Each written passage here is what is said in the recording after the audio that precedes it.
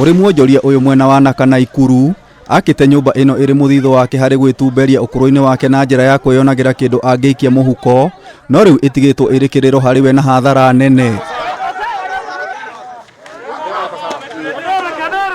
Nyumba ino ni yaheanirwo mukana ni ruhonge rwa waki na ukinyaniria wa miako NCA ikirikana ndiakinyaniire ikiro o kiambiriria kiayo, no mwene agithi na mbere na gwaka thengia wa mukana uyu. Using the laws that are available to us, we issued a demolition notice a week ago, giving him 7 days to do it at his own cost.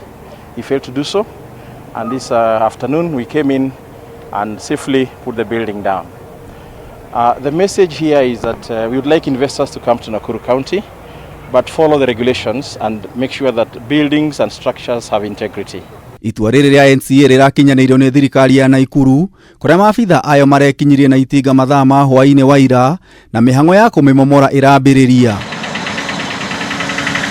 Hindi ya umumori uyu, nyumba ino iranyegenyorirwo o hanini na guiteka thi ta nyumba ya ndoro. Kuringana na afitha munene wa kamiti ya migunda na nyumba kaunti-ini ya Nakuru Joseph Kiuna, Mwonjoria uyu ni arakungitie wara wa kini uyu. For 2 years we have engaged the developer to rectify the defects, and they have failed to do so. Together with the National Construction Authority, this building was condemned more than a week ago. We have called him to the site several times to come with his engineers, and surely we must be able to protect the safety of the public, because the columns had buckled. All the evidence is there. For 2 years we've been engaging with him to correct the errors. Kiuna ni ongereire ati nyumba ino irakitwo na indo cia gikiro gia thi, undu uria ni ugwati kuri aria magira meikarire na aria mariganitie. Riu Mwonjoria uyu ni arethanwo nake ni maabitha a kaunti ya Nakuru niguo arihe ngarama ya umumori uyu, na to uguo tu, mainjinia na mafundi aria mararugamirire waki uyu ni mekung'ethanirwo nao kiwatho.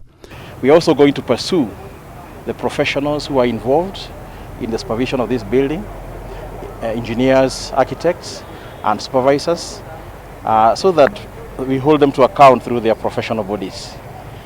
The cost of this demolition will be borne by the developer, and we ask other developers to make sure that they do use professionals and follow the regulations so that we don't have to do this. Ngiribotera Kameme TV, Jeta Gitau wa Wanjikũ.